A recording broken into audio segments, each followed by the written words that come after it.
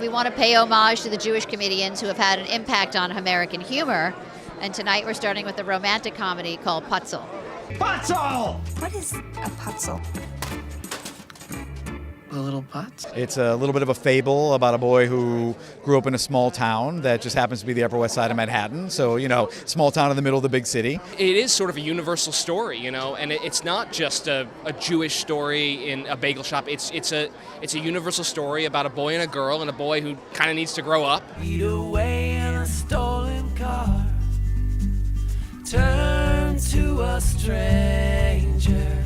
Take his hand.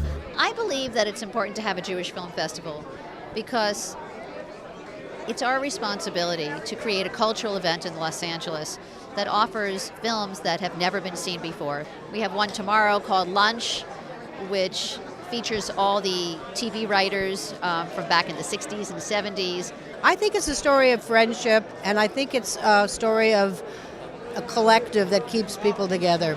The need for humor and the need for joy in our lives as we get older. I think there's something very unique to this group. Why are so many comedians Jewish? Are they?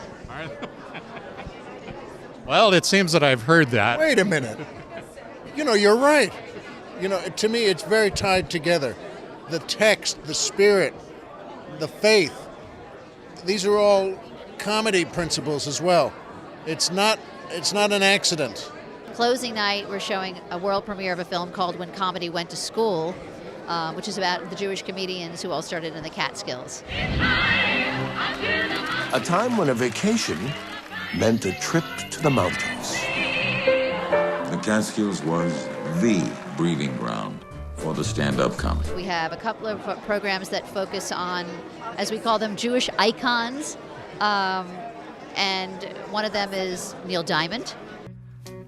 It took him from being this very popular singer-songwriter to being the Jewish Elvis. A magnetic performer with a special understanding with the ladies. And I actually saw that there was a documentary about Neil Diamond coming up on the list of things.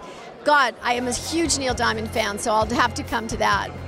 And we have a fascinating documentary about Johnny Cash, who was not Jewish, but his manager, who he had a 35-year relationship with, was.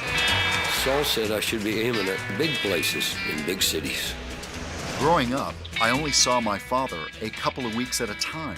Then he would be gone again, on tour with Johnny. I fell into a burning ring of fire. It's great to have a circuit like this that we can be on and show them and really be appreciated with audiences that really understand where we're coming from. Political, social, comedic. It's very unique.